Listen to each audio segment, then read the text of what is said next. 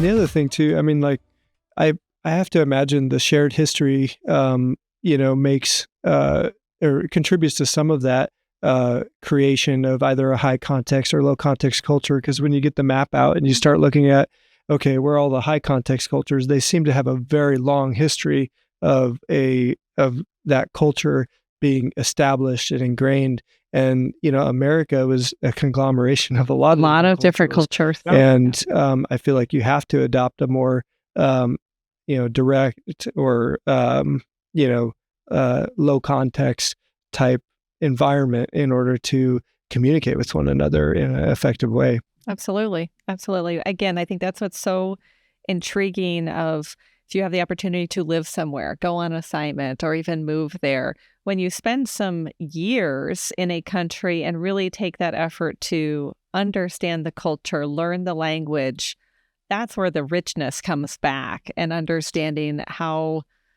I guess, how unique different cultures can be, how history plays a part in it, because it keeps building on itself over the years. And again, it's so intriguing for me to have experienced it personally, to be working in it every day.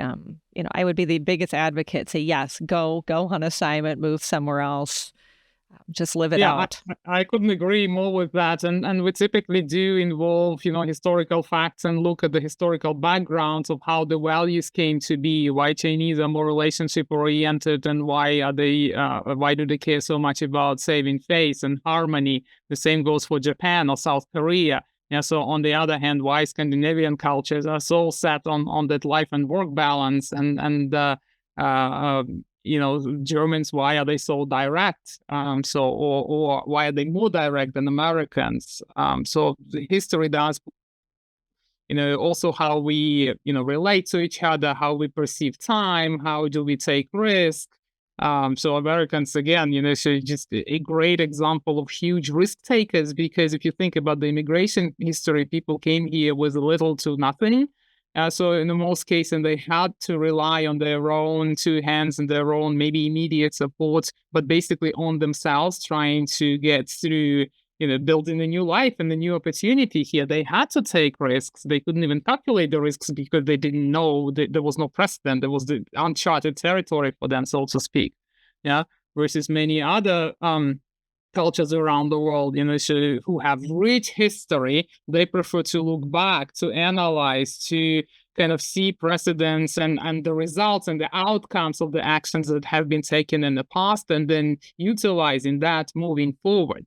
Yeah, so the planning, of course, in such cultures, as you can imagine, takes a long time. Yeah, so they have to review the documents, they have to review the leases, they have to review the contract, they have to talk to their colleagues who went through similar assignments. Yeah, so they have to collect the information from different sources before they can tell you, yes, we are ready. Yes, let's go ahead. Yeah. And in the US context, it's polar opposite. Yeah, so I have a rough idea, I have a rough understanding of where we are going. Let's just go and try things out. Yeah. So we'll figure the details out later, right? Well, yeah, exactly. You figure the details out when we go.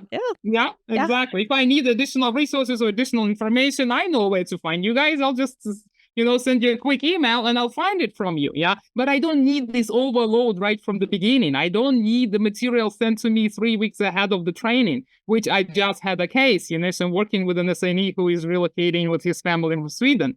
He asked me already, okay, the agenda, the detailed timing, when do we have breaks, what is going to be covered, what topics are involved, so who else is participating, and that's really drastically different. And that person is just trying to manage the ambiguity and the risk.